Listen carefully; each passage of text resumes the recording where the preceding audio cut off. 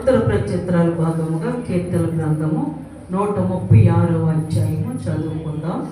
నేను మొదటి వచనం చదువుతుంటే అందరూ కూడా ఆయన కృప నిరంతరం ఉండును అని చెప్పండి. అందరూ కూడా అదే మాట. నేను ఒక వాక్యం చదవగానే మీరు వెంటనే ఆయన కృప నిరంతరం ఉండును.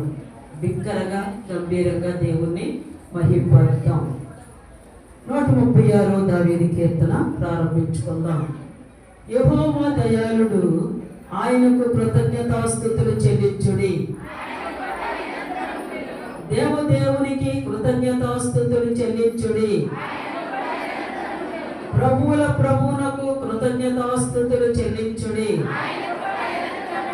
ఆయన ఒక్కడే మహత్కార్యములు చేయువాడు. తన జ్ఞానము చేత ఆయన ఆకాశమును కలుగజేసెను. ఆయన భూమిని నీళ్ల మీద పరిచిన వాడు. ఆయన గొప్ప జ్యోతులను నిర్మించిన వాడు. పగటి నేలుటకు ఆయన సూర్యుని చేసెను. రాత్రి నేలుటకు ఆయన చంద్రుని నక్షత్రములను చేసెను. ఐగుప్తు దేశపు తొలిచూలులను ఆయన హతము చేసెను. వారి మధ్య నుండి ఇశ్రాయేలీలను ఆయన రప్పించెను. చెయ్యి చాచి తన బాహుబలము చేత వారిని రప్పించెను. ఎర్ర సముద్రమును ఆయన పాయలుగా చీల్చెను. ఆయన ఇశ్రాయేలీలను దాని నడుమ దాటిపోజేసెను. ఫరోని అతని సైన్యముని ఎర్ర సముద్రములో ఆయన ముంచివేసెను. అరణ్య మార్గమున ఆయన తన ప్రజలను తోడుకొని వచ్చెను. గొప్ప రాజులను ఆయన హతము చేసెను. ప్రసిద్ధి నొందిన రాజులను ఆయన హతము చేసెను.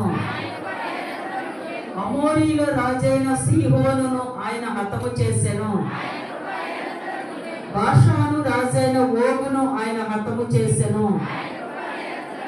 ఆయన వారి దేశమును మనకు స్వాస్యముగా అప్పగించెను. తన సేవకుడైన ఇశ్రాయేలునకు దానిని స్వాస్యముగా అప్పగించెను.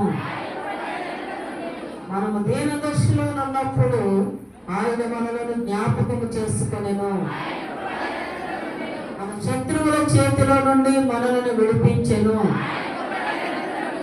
సమస్త జీవులకును ఆయన ఆహారం ఇచ్చుచున్నాడు. ఆకాశమందుండు దేవునికి కృతజ్ఞతాస్తుతులు చెల్లించుడి. ఆయన కృప నిరంతరమండును. ఆయన కృప నిరంతరమండును. దేవునికి మహిమ కలుగును గాక.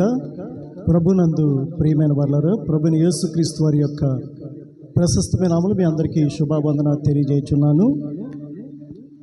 మరి 2024 సంవత్సరం అంతా కూడా దేవుడు మన కంటికి రెప్పలా కాచి కాపాడి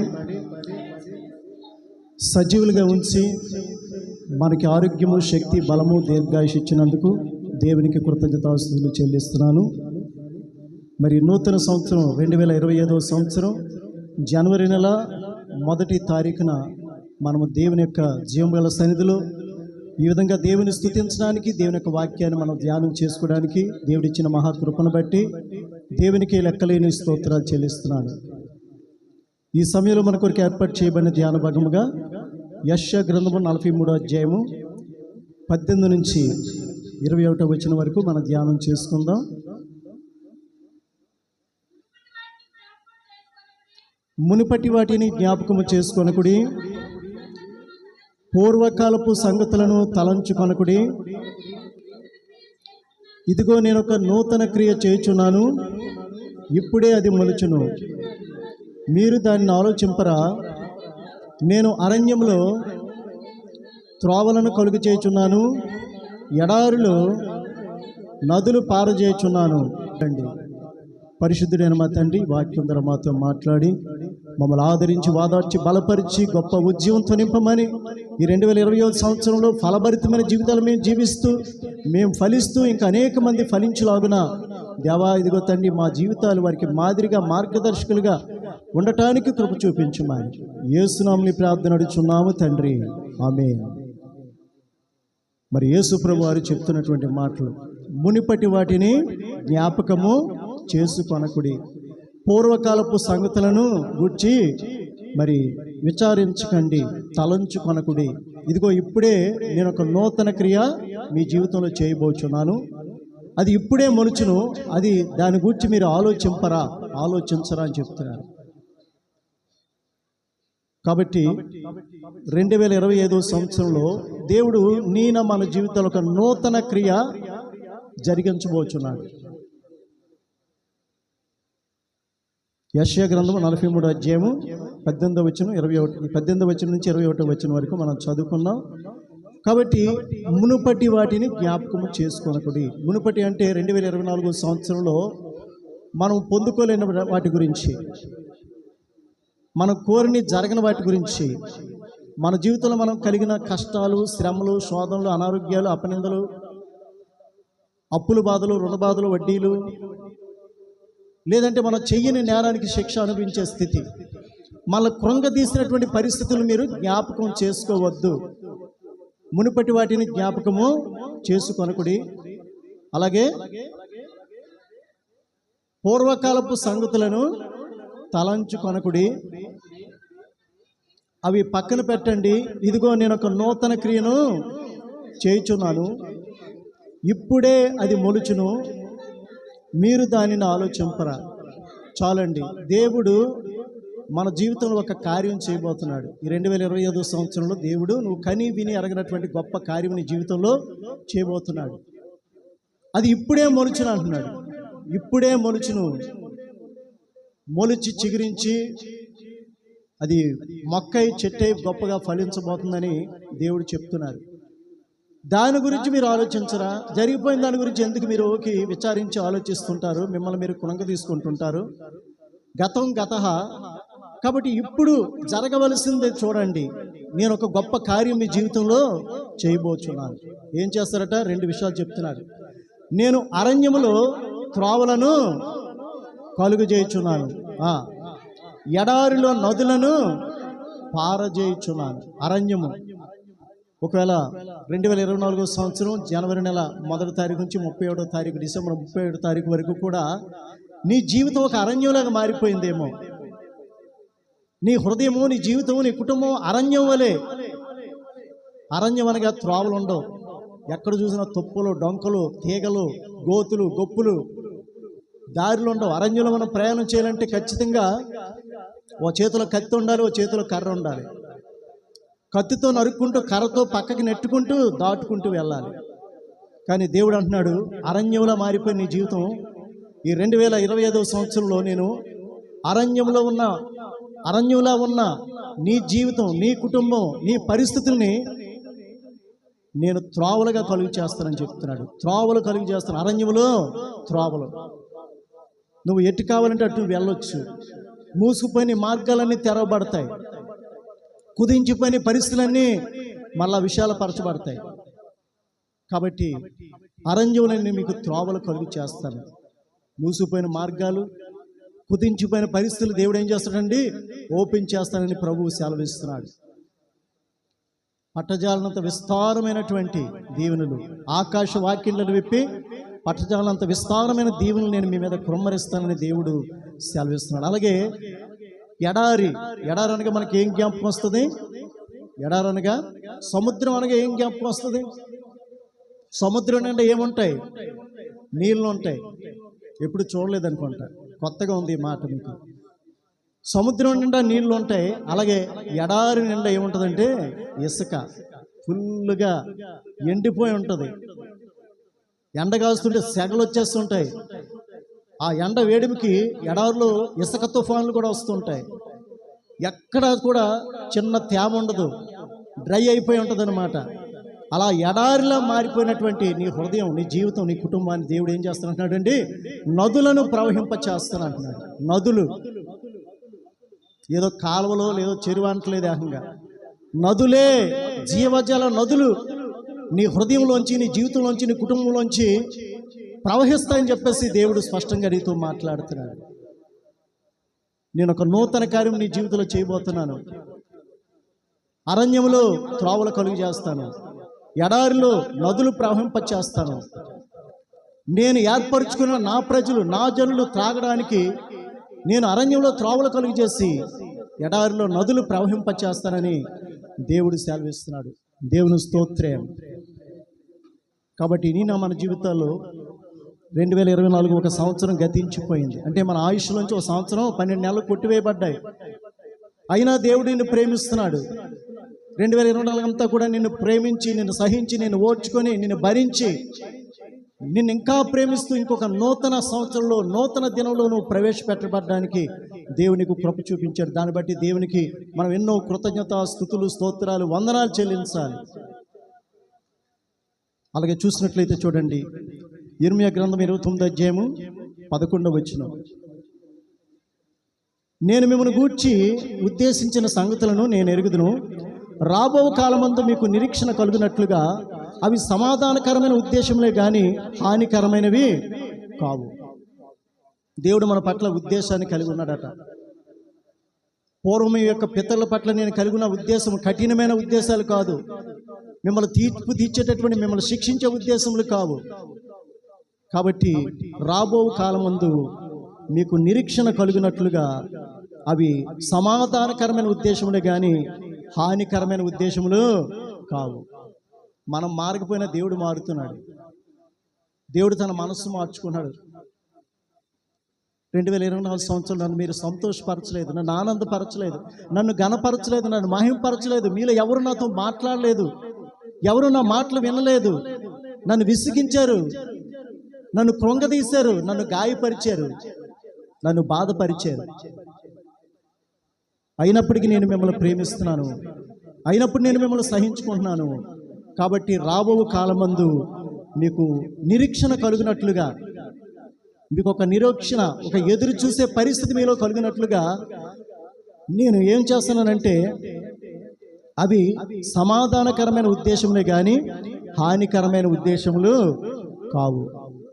మీతో సమాధాన పరచబడేటటువంటి, సమాధానాన్ని ఇచ్చేటటువంటి, మీకు సమాధానకరమైనటువంటి ఉద్దేశాలు నేను కలుగున్నాను. కానీ మీకు తీర్పు తీర్చి, మీ మీద నా ఉగ్రత చూపించి మిమ్మల్ని నాశనం చేసేటటువంటి భయంకరమైన నిర్ణయాలు తీసుకునేటటువంటి ఉద్దేశములు కావని దేవుడు సెలవిస్తున్నాడు. మీకు నిరీక్షణ కలిగినట్లుగా అవి సమాధాన సంబంధమైనటువంటి ఉద్దేశములే కానీ హానికరమైన ఉద్దేశం నేను చేయడానికి నేను నిర్ణయించుకోలేదు. నా మనస్సు నేను మార్చుకున్నాను, మీరు మార్చుకోకపోయినా సరే అని దేవుడు సెలవిస్తున్నాడు. అలాగే జకరియా గ్రంథం చూసినట్లయితే 1వ అధ్యాయము 12 నుంచి 17 వచనాలు. అక్కడ చూసినట్లయితే ఇదంతా చదివితే మనకు చాలా మ్యాటర్ ఉంటుంది. అక్కడ నేను చదువుతున్నాను చూడండి. నేను అక్కడ ఎక్కడంటే జకరియా గ్రంథము 1వ అధ్యాయము 12 నుంచి 17 వచనాలు. నేను యెరూషలేము విషయంలోను సియోను విషయంలోను అధిక ఆసక్తి కలిగి ఉన్నాను. నీవు ఇంకనూ ప్రకటన చేయవలసినది ఏమనగా, ఇక నా పట్టణములు భాగ్యముతో మరి ఎక్కువగా నింపబడును. ఇంకను యెహోవా సియోనును వాదార్చును, యెరూషలేమును ఆయన కోరుకొనును. దేవుని స్తోత్రం. ఇక్కడ చూసినట్లయితే యెరూషలేము అలాగే సియోను. దేవుడు అంటాడు, నేను యెరూషలేము విషయంలోను అలాగే సియోను విషయంలోను అధిక ఆసక్తి కలిగి ఉన్నాను అంటున్నాడు. దేవుని స్తోత్రం. అధిక ఆసక్తి. సియోను విషయంలో మన సంఘం పేరు కూడా సియోను. అలాగే యెరూషలేము అనగా సంఘానికి సాదృశ్యంగా ఉంది. నేను సియోను విషయంలోను యెరూషలేము విషయంలోను అధిక ఆసక్తి అంటున్నాడు. సియోను అనగా పరలోక పట్టణం, పరలోక నివాసులు ఉన్నటువంటి వారి కోసం. అలాగే యెరూషలేము అనగా సంఘములో ఉన్నటువంటి వారి కోసం, అనగా తన ప్రజలు. యెరూషలేము అనగా సంఘము. యెరూషలేము విషయంలో అలాగే సియోను విషయంలో నేను మీ పట్ల నేను అధిక ఆసక్తి కలిగి ఉన్నాను అని చెప్తూ, ఇంకా నా ప్రజలకు నువ్వు ప్రకటించవలసింది ఏంటంటే అని చెప్తూ అంటున్నారు. నీవు ఇంకా నువ్వు ప్రకటన చేయవలసింది ఏమనగా, ఇక నా పట్టణములు భాగ్యముతో మరి ఎక్కువగా నింపబడును. ఇంకను యెహోవా సియోనును వాదార్చును, యెరూషలేమును ఆయన ఇకను కోరుకొనును. లోబడకపోయినా సరే, నా విషయంలో తగ్గించుకోకపోయినా సరే, నన్ను పట్టించుకోకపోయినా సరే, నేను యెరూషలేము విషయంలో సియోను విషయంలో అధిక ఆసక్తి కలిగి ఉన్నాను. ప్రవక్తతో చెప్తున్నాడు, ఇంకా వాళ్ళకి నువ్వు తెలియజేయవలసింది ఏమంటే, ఇదిగో నా పట్టణములు ఇక మీదట ఇంకా భాగ్యము, మరి ఎక్కువ భాగ్యముతో నింపబడతాయని అక్కడ చెప్తున్నాడు. కాబట్టి యెహోవా సియోనును వాదార్చును, యెరూషలేమును ఆయన ఇంకను చేర్చుకొనని వాక్యం సెలవిస్తుంది. అలాగే 2024 సంవత్సరంలో నువ్వేమైతే పొందుకోలేకపోయావో, ఏమైతే కలిగి లేకున్నావో, ఏదైతే ఆశించావో, ఎందులో నువ్వు నిరాశ కలిగి ఉన్నావో దాని విషయంలో దేవుడు మాట్లాడుతున్నాడు. హగ్గీ 2వ అధ్యాయము 18-19 వచనాలు. హగ్గీ గ్రంథము 2వ అధ్యాయం. మీరు ఆలోచించుకొనుడి, ఇంతకు ముందుగా 9వ నెల 24వ దినమున అనగా యెహోవా మందిరపు పునాది వేసిన నాటి నుండి మీకు సంభవించిన దానిని ఆలోచించుకొనుడి. జాగ్రత్త వినండి.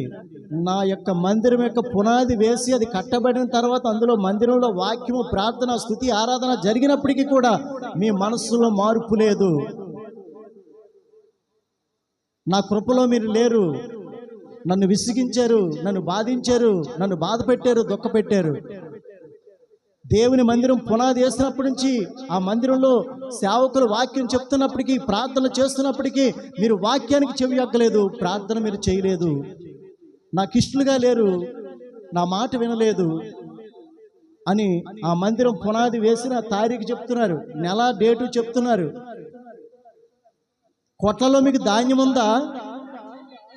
ద్రాక్ష చెట్లైనను, అంజూరపు చెట్లైనను, దానిమ్మ చెట్లైనను, ఒలివ చెట్లైనను ఫలించకపోయిన కదా. చూడండి, ఫలించలేదు కదా. ఆగండి. మందిరం మీకు సమీపంగా ఉంది, సేవకులు మీకు సమీపంగా ఉన్నారు, వాక్యం సమృద్ధిగా ఉంది, ప్రార్థన నిరంతరం ఉంది, కానీ మీరు లోబడలేదు నాకు. అందుకనే ప్రశ్నిస్తాడు, మీ కొట్లలో ధాన్యం ఉన్నదా? మీ ద్రాక్ష చెట్లైనను, అంజూరపు చెట్లైనను, దానిమ్మ చెట్లైనను, ఒలివ చెట్లైనను ఫలించకపోయిన కదా అని చెప్తున్నారు. ఫలించలేదు కదా, నాకు దూరంగా ఉండబట్టే కదా మీరేం పొందుకోలేకపోతున్నారు అని చెప్తూ ఇక్కడ ఇంకో మాట అంటున్నారు, అయితే ఇది మొదలుకొని నేను మిమ్మను ఆశీర్వదించదను. దేవుని స్తోత్రం. 2025 సంవత్సరం దేవుడు మనస్సు మార్చుకున్నాడు. మనం మనస్సు మార్చుకోవట్లేదు, మన జీవితాన్ని, మన యొక్క పరిస్థితులు మార్చుకోవట్లేదు, కానీ దేవుడు మన పట్ల ఇంకా ఓర్చుకుంటూ, ఇంకా సహించుకుంటూ, ఇంకా ప్రేమిస్తూ, ఇంకా తగ్గించుకుంటూ ఆయన మార్చుకుంటున్నాడు. అయితే ఇది మొదలుకొని నేను మిమ్మను ఆశీర్వదించదును అంటే దాని అర్థం ఏంటి? ఇదిగో ఈ క్రొత్త సంవత్సరం నుంచి ఇది మొదలుకొని, అంటే ఈ 2025 సంవత్సరం జనవరి 1వ తారీఖు నుంచి, అయితే ఇది మొదలుకొని నేను మిమ్మను ఆశీర్వదించదను. దేవుని స్తోత్రం. ఇంకా దేవుని దుఃఖ పెడదామా? ఇంకా గాయపడుద్దామా? ఇంకా కృంగదీద్దామా? ఇంకా దేవునికి దూరంగా ఉండే జీవితమేనా? మనలో మార్పు వద్దా? మన యొక్క ఆయుష్కాలము పెరుగుతుందా, తరుగుతుందా? సమాధికి దగ్గర అవుతున్నామా, ఇంకా దూరం అవుతున్నాయా మన రోజులు, మన సంవత్సరాలు? బర్త్డే చాలా సంతోషంగా చేసుకున్నాం అంటే దాని అర్థం ఏంటంటే నీ జీవితంలో దేవుడికి ఇచ్చిన ఆయుష్లో ఓ సంవత్సరం కరిగిపోయింది, ఓ సంవత్సరం లెస్ అయిపోయింది, తీసివేయబడింది. కాబట్టి మనం చాలా జాగ్రత్తగా ఉండాలి. అయితే ఇది మొదలుకొని నేను మిమ్మల్ని ఆశీర్వదించదని ప్రభు సెలవిస్తున్నాడు. దేవుని స్తోత్రం. అలాగే చూసినట్లయితే జకరియా గ్రంథం 8వ అధ్యాయము 9 నుంచి చదవండి. ఇక్కడ ఏం చెప్తున్నారంటే, సైన్యములకు అధిపతి యెహోవా సెలవిచ్చినది ఏమనగా, సైన్యములకు అధిపతి యెహోవా మందిరమును కట్టుటకై దాని పునాది వేసిన దినమున ప్రవక్తల నోట పలకబడిన మాటలు ఈ కాలమున వినుచున్న వారలారా ధైర్యము తెచ్చుకొనుడి. జాగ్రత్త. ఆ దినాల గురించి చెప్తున్నాడు. ఆ దినములకు ముందు మనుషులకు, ఆ దినములలో మనుషులకు కూలి దొరకక ఉండెను, పశువుల పనికి బాడిగ దొరకకపోయెను, తన పని మీద పోవువాడు శత్రు భయము చేత నెమ్మది లేకపోయాను. యాలయనగా నేను ఒకరి మీద ఒకరిని నేను రేపుచున్నాను. చూసారా, ఒకరి మీద ఒకరు నేను రేపుచున్నాను. మీరు నాకు లోబడలేదు, నాకు శత్రువులయ్యారు కాబట్టి మీకు అనేక మంది శత్రువులయ్యి మీ తాలూకా కార్యకలాపాలకు వాళ్ళు అడ్డుపడ్డారు. నేనే వాడిని ఒకరి మీద ఒకరు రేపాను. దేవుని స్తోత్రం. కూలి కోసం వెళ్తే కూలి దొరకలేదట, పశువులు కాపలా కాసేటటువంటి వారికి ఇచ్చే బాడికి దొరకలేదట, పని మీద ఇంకొక దేశానికి ఇంకో ప్రాంతానికి వెళ్తున్నవాడు మధ్యలో శత్రు భయం చేత భయపడి వెనక్కి తగ్గాడట. ఎందుకంటే నేనే మీకు శత్రువునే ఉన్నాను కాబట్టి ఒకరి మీద ఒకరు నేను రేపాను అని చెప్తూ ఇప్పుడు ఏమంటున్నాడు చూడండి. అయితే పూర్వదినములలో నేను ఈ జనులలో శేషించిన వారికి విరోధినైనట్టు ఇప్పుడు నేను విరోధిగా ఉండను.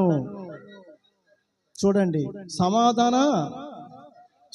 సమాధాన సూచకమైన ద్రాక్ష చెట్లు పూయును, ఆ భూమి పండును, ఆకాశం నుంచి వర్షము మంచు కురియును.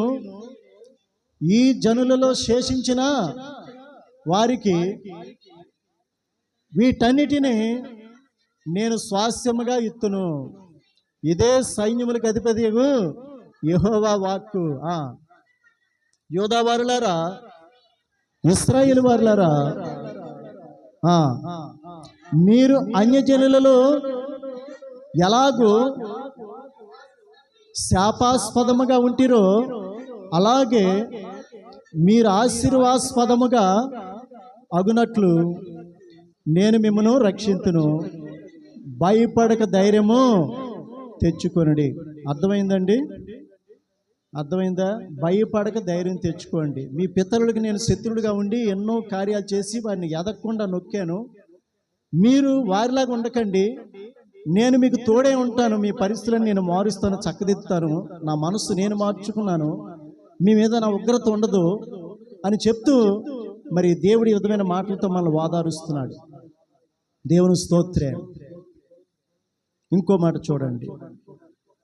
కాబట్టి ఆశీర్వాస్పదముగా మీరు అంతకుముందు మీ జనులలో అన్యజనులు ఎదుట హాస్యాస్పదముగా అలాగే శాపనాస్పదంగా ఉన్నారు. కానీ నేను మిమ్మల్ని ఆశీర్వాస్పదంగా నేను ఇది మొదలుకొని మిమ్మల్ని నేను రక్షిస్తాను, అలా ఉన్నట్లు నేను చేస్తాను. కాబట్టి భయపడక ధైర్యము తెచ్చుకొని అంటున్నాడు. ఇంకో మాట జకరియా 9:12 చదువుకొని ముగించుకుందాం. బంధకములలో పడి ఉండి నిరీక్షణ గలవారులారా, మీ కోటను మరలా ప్రవేశించుడి, రెండంతలుగా మీకు మేలు చేస్తున్నాను నేడు నేను మీకు తెలియజేయుచున్నాను. బంధకములలో పడి ఉండి కూడా 2024 సంవత్సరంలో దీర్ఘకాల రోగాలు, వ్యాధులు, బలహీనతలన్నీ కృంగదీసేయేమో, అయినా నువ్వు దేవుని నమ్ముకున్నావు, అయినా నువ్వు దేవుని మీద విశ్వాసం ఉంచావు, ప్రార్థన చేసి దేవుని కోసం కనిపెడుతున్నావు, లేదా రుణ బాధలు, అప్పుల బాధలతో, వడ్డీలతో సతమతమైపోయి కృషించినటువంటి ప్రాణం విసిపోయిన స్థితిలో నువ్వు ఉన్నావేమో. బంధకములలో పడి ఉండి కూడా నిరీక్షణ గలవారులారా, అనారోగ్యంతో, స్వస్థత లేని పరిస్థితితో, మనం చెయ్యని నేరానికి అనేక మంది చేత అపనిందలు కాస్తూ, అలాగే అప్పులు, రుణాలు, వడ్డీలు పెరిగిపోయి జీవితం మీద విరక్తితో ఉన్నటువంటి పరిస్థితులు బంధకములలో పడి ఉండి కూడా దేవుని యందు నిరీక్షణ గలవారులారా, మరలా తిరిగి మీ కోటను ప్రవేశించుడి. ఎవరండి కోట? భక్తుడైన దావీదు అంటాడు, నీవే నా కొండ, నా కోట, నా ఆశ్రయదుర్గము, నా ఉన్నత సైన్యం, నా ఎత్తైన శృంగము, నా ఉన్నత దుర్గం అని దేవుని గురించి అంటున్నాడు. మరలా తిరిగి మీ కోటను మీరు ప్రవేశించండి. రెండంతలుగా నేను మీకు మేలు చేసేదనని నేడు నేను మీకు తెలియజేయుచున్నాను. ఈ నూతన సంవత్సరంలో, పాత సంవత్సరంలో అనేక బంధకాల్లో ఉన్నామేమో. త్రాగుడని, వ్యభిచారమని, జారత్వం అని, అబద్ధాలని, కొండలని, మోసకరమైన జీవితంలో నీ జీవితాన్ని నాశనం చేసుకుని దేవుని యొక్క ఉగ్రతకు నువ్వు పాలైపోయి శాపగ్రస్తమైన జీవితం నువ్వు జీవించవేమో. దేవుడు చెప్తున్నాడు, బంధకాల్లో పడుండి కూడా నా యందు నిరీక్షణ గలవారులారా, మరలా తిరిగి మీ కోటను, మీ దేవుణ్ణి మీరు ఆశ్రయించండి. ఆ దేవుని యొక్క రక్షణ దుర్గం, ఆ రక్షణ కోటలో మళ్ళా తిరిగి మీరు ప్రవేశించండి. రెండంతలుగా నేను మీకు ఆశీర్వాదాన్ని, మేలును కలుగు చేస్తానని దేవుడు స్పష్టంగా తన వాక్యం ద్వారా మనందరితో మాట్లాడుతున్నాడు. దేవుని స్తోత్రం. అలాగే నేను మామూలుగా చెప్పేస్తాను. యెహెజ్కేలు 36:8-11 పూర్వం ఉన్నట్లు మిమ్మల్ని నివాస స్థలముగా చేసి మునుపటి కంటే అధికమైన మేలు మీకు కలుగజేసేదను. పూర్వం ఉన్నట్లు మరలా మిమ్మను నాకు నివాస స్థలంగా చేసుకుంటాను. పూర్వం ఎలాగున్నారో, నా యందు భయభక్తులు కలిగి ఉన్నప్పుడు మీరు ఎలాగున్నారో అలా పూర్వం ఉన్నట్లుగా మరలా మిమ్మల్ని నాకు నివాస స్థలంగా చేసుకొని, మీ హృదయాలు, మీ జీవితాలు, మీ కుటుంబాలని, మీ గృహాన్ని నాకు నివాస స్థలంగా నేను చేసుకుని మునుపటి కంటే అధికమైన మేలు మీకు కలుగు చేస్తానని దేవుడు వాగ్దానము చేస్తున్నాడు. అలాగే యోవేలు 2:21 నుంచి చదివినట్లయితే, నా జనులకి ఎన్నటికీ సిగ్గునందరు, నా జనులు ఇంకా సిగ్గునందరని దేవుడు తన వాక్యం ద్వారా స్పష్టంగా మాట్లాడుతున్నాడు. దేవునికి దూరంగా ఉండి అన్యజనుల ఎదుట ఎంతో సిగ్గు, ఎంతో అవమానము, ఎంతో దుర్భరమైన జీవితాలు జీవించిన దేవుని ప్రజల పక్షంగా దేవుడు మరలా తిరిగి అంటున్నాడు, నా జనులకి ఎన్నడూనూ సిగ్గుపడకుండా వారి జీవితకాలం అంతా సంతోషం, ఆనందము, సుఖము, సౌఖ్యము, సమృద్ధితో నేను నింపుతాను. నా జనులకి ఎన్నడూ కూడా అన్యజనులు ఎదుట సిగ్గు పడనివ్వను, వారు సిగ్గు పడరని దేవుని యొక్క వాక్యము స్పష్టంగా సెలవిస్తుంది. కాబట్టి 2024 సంవత్సరం నువ్వు దేవుళ్ళు ఎలా ఉన్నావు నీకే తెలుసు. దేవుళ్ళు నువ్వు స్థిరంగా ఉన్నావా, బలంగా దృఢంగా ఉన్నావా, జ్ఞానం కలిగి ఉన్నావా, లేదంటే నామకార్థమైన వేషధారణమైనటువంటి కుటిలమైన మనస్సుతో దేవుని వెంబడించమేమో. దేవునితో స్పష్టంగా మాట్లాడాడు ఇన్ని వాగ్దానాల ద్వారా. ఈ 2025 సంవత్సరంలో నువ్వు చాలా దేవుల్లో ఖచ్చితంగా నిక్కచ్చిగా ఉండాలని దేవుడు కోరుతున్నాడు. నీ హృదయం, నీ స్వభావం, నీ జీవితాన్ని మార్చుకోమని దేవుడు కోరుతున్నాడు. నీలో మార్పు చూసిన దేవుడు నిన్ను అత్యున్నతమైనటువంటి పరిస్థితులు నిన్ను వర్ధిలం చేసి, నీకు ఖ్యాతిని కలుగు చేసి, భూజనులు అందరి ఎదుట నిన్ను ఆశీర్వదిస్తాను, దీవిస్తానని దేవుడు వాగ్దానం చేస్తున్నాడు. దేవుడి పరిశుద్ధ మాటలు మన అందరి వినికిల హృదయాల్లో నూరొంతులుగా ఫలింప చేయునుగాక. ఆమేన్, ఆమేన్. నీ సన్నిధిలో సంతోషము, నీ సన్నిధిలో సమాధానము,